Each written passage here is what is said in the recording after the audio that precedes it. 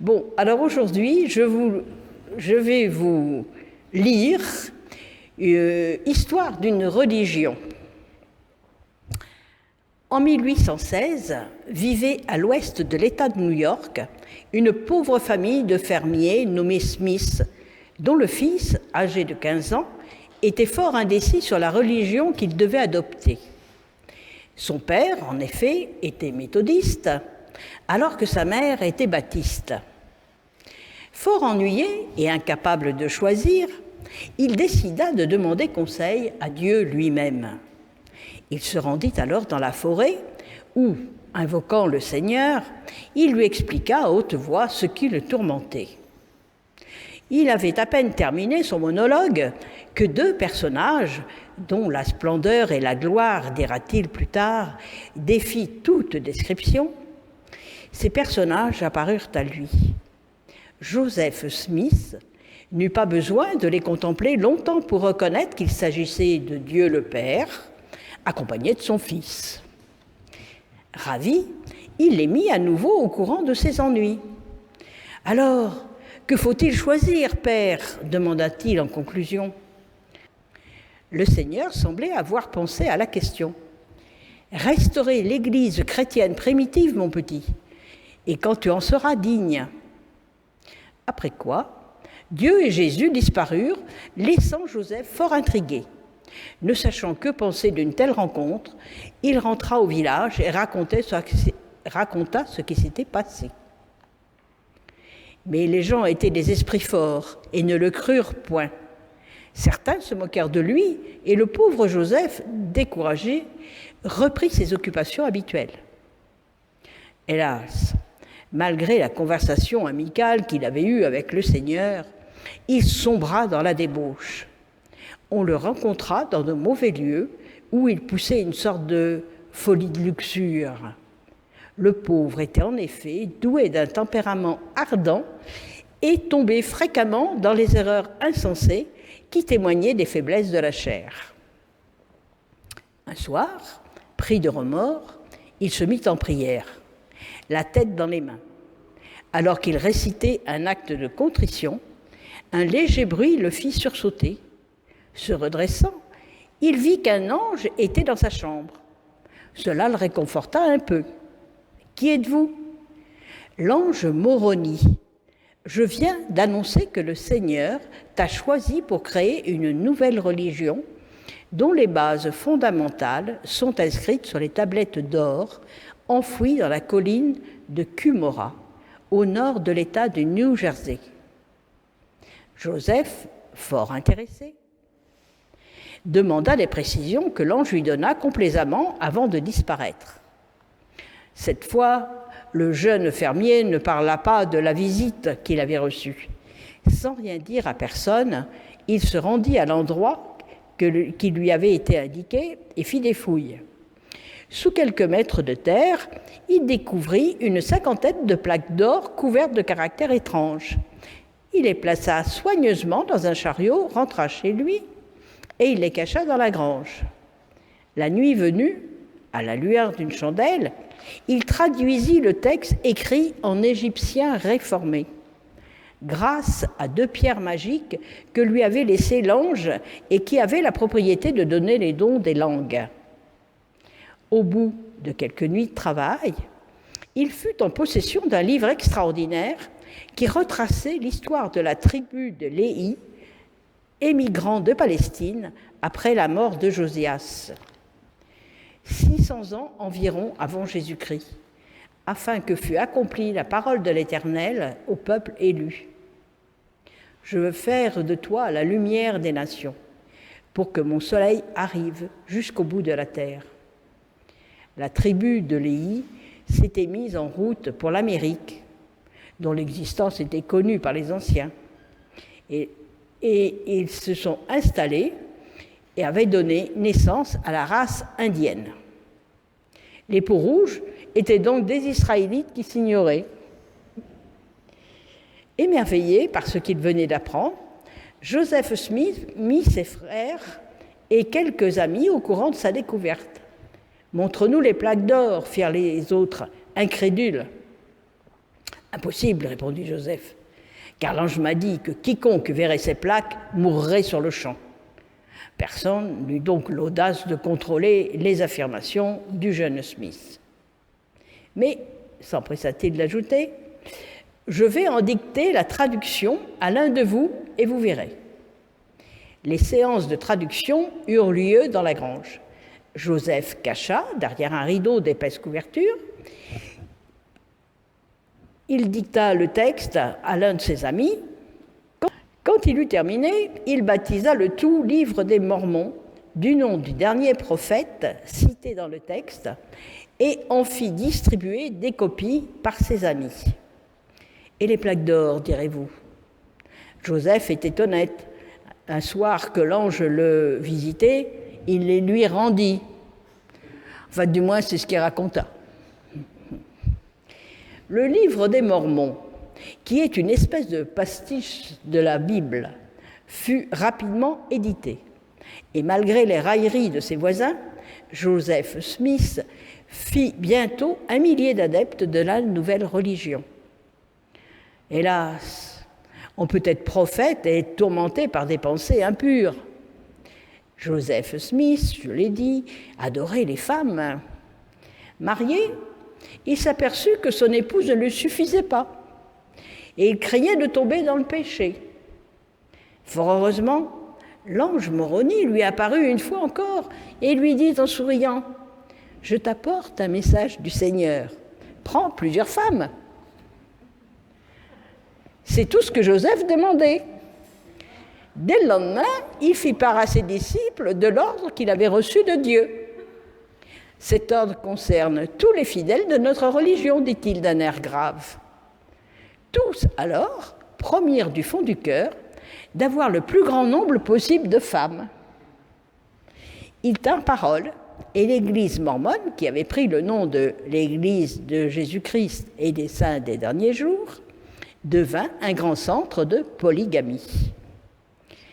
Naturellement, lorsque la chose fut connue des Américains, déjà très puribonds, elle fit scandale et l'on persécuta les Mormons.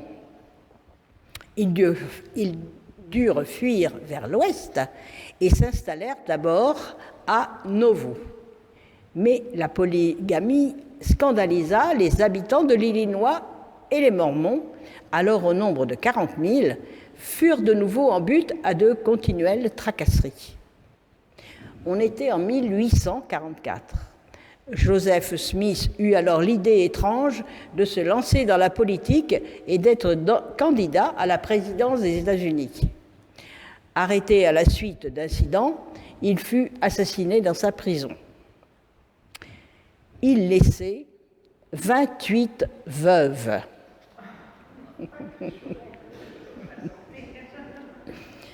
Alors commença un nouvel exode vers l'ouest, vers l'Utah, sous la conduite du second de Joseph Smith, Brigham Young.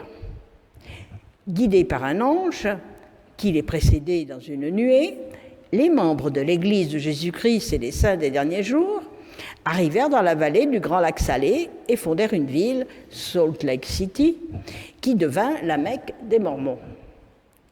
Les premiers convertis d'Europe ne tardèrent pas à débarquer à New York, avec pour tout bagage les vêtements qu'ils portaient. Trop pauvres pour acheter des chariots couverts, des bœufs et des chevaux, ils partirent à pied pour l'Utah en poussant des voitures à bras. Pendant la traversée des montagnes rocheuses, des capitaines de ces pauvres gens moururent de froid. Enfin, en dépit de la sécheresse, des invasions de sauterelles et des Indiens, les Mormons parvinrent à créer une civilisation prospère dans cette terre stérile. C'est alors que Brigham Young, par un décret formel, institua la polygamie légale parmi ses disciples. Comme encouragement, il leur rappela que selon la parole de l'ange Moroni, plus ils auraient de parents dans l'autre monde, plus leur sort serait doux. Ceci amena d'étranges mariages. Un homme épousa la mère et la fille le même jour. Un autre voulait épouser la fille aînée d'une veuve. À la demande de sa fiancée, il épousa aussi ses 3 sœurs, sa mère et sa grand-mère, enfin toute la famille. Un jeune homme qui avait une seconde épouse pour son propre plaisir en prit une 3e pour satisfaire sa première femme. Elle devenait vieille, dit-il à un ami. Elle avait besoin d'une personne plus jeune pour l'aider dans les travaux du ménage. Vous savez ce qu'il vous reste à faire, messieurs, si vos épouses vieillissent? Bien entendu, de telles pratiques créent parfois des situations vaudevillesques. On cite par exemple le cas de 2 jeunes filles qui étaient très amies. Comme elles ne voulaient point se séparer, elles se fiancèrent au même homme qui les épousa au cours d'une même cérémonie. Brigham Young, pour sa part, s'unit à 27 femmes qui lui donnèrent 56 enfants. Et donc 31 filles et 25 fils.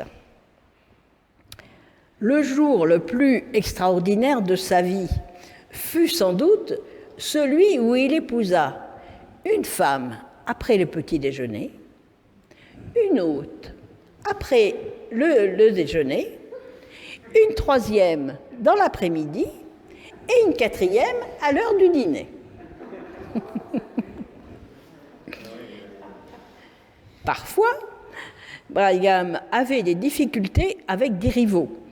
Un jour, lui et 3 de ses disciples tombèrent amoureux d'une actrice qui était arrivée à Salt Lake City pour une courte tournée. Brigham convoqua ses concurrents chez lui, leur fit un sermon et leur révéla que pendant la nuit, un ange lui était apparu pour lui dire que le désir de Dieu était qu'il épousât cette comédienne. Les apôtres se retirèrent avec des excuses et la dame en question devint la 22e Madame Young. Naturellement, ces curieuses pratiques attirèrent au moment bien des colibés. On les accusait de dissimuler un amour excessif pour la bagatelle sous le manteau de la religion. Très peinés, ils tentèrent de se justifier en faisant valoir que sous le régime chrétien de la monogamie, un homme de 68 ans ne pouvait avoir que 12 héritiers, tandis qu'un polygame du même âge pouvait réunir dans un déjeuner de famille plus de 3 millions de convives. Avec de tels faits, disait-il, personne ne peut s'étonner que le Tout-Puissant ait institué la polygamie parmi les justes des temps anciens. C'était le moyen le plus efficace de multiplier rapidement la sentence de vie sur la terre. Malheureusement, cet éparpillement de la semence était un peu désordonné. Un jour, Brigham Young demanda à un de ses amis combien d'enfants il avait. L'homme ne put s'en rappeler. Aussi, Young ordonna-t-il à toutes les familles qu'elles tiennent un registre de leur mariage et de leurs héritiers. Cela permit à ces braves gens d'y voir un peu plus clair. Mais en 1890, à la suite de nouvelles persécutions, le chef de l'Église mormone interdit la polygamie. Aujourd'hui, cette pratique entraîne l'excommunication, ce qui n'empêche pas quelques mormons de continuer à épouser quelques femmes. C'est ainsi qu'en 1950, à Short Creek, dans l'Arizona, 122 mormons dissidents ont été arrêtés pour multiplication de foyers. Seuls les polygames respectent l'écriture, dirent-ils aux policiers qui les conduisaient en prison. Ceux-ci furent inflexibles. Aujourd'hui, quelle est la juste doctrine des Mormons? Elle peut se résumer en 12 points. La foi en la Sainte Trinité, le refus du péché originel et de l'enfer, le baptême par immersion complète, possibilité pour les vivants de recevoir le baptême au lieu et place des défunts de la famille, mariage céleste qui permet d'unir non seulement les couples, mais encore ceux-ci à leurs enfants. L'union céleste se prolonge dans l'autre vie et rend impossible le divorce. Les cérémonies ne peuvent avoir lieu que dans des temples américains. L'Évangile existait sur la terre longtemps avant Jésus-Christ. Il fut rejeté et ensuite restauré plusieurs fois. Dieu est un personnage ayant forme et dimension. Chaque être humain a vécu avant de venir sur la terre. Son esprit était au commencement avec le Père. Les gens continuent à vivre en tant qu'êtres personnels vivants après la mort. Les Mormons sont conseillés par les anges. Ils ont le don des langues, des prophéties, de la vision et de la guérison. Restauration des 10 tribus d'Israël aux États-Unis. Retour de Jésus-Christ qui régnera en personne sur la Nouvelle-Sion, c'est-à-dire l'Amérique. Les USA deviendront un nouveau paradis terrestre. Ils adorent Dieu Tout-Puissant et concèdent à tous les hommes le privilège d'adorer comme ils veulent et ce qu'ils veulent. Voici une histoire réelle, donc par Guy Breton, qui était historien, journaliste, et c'est une édition de 1972.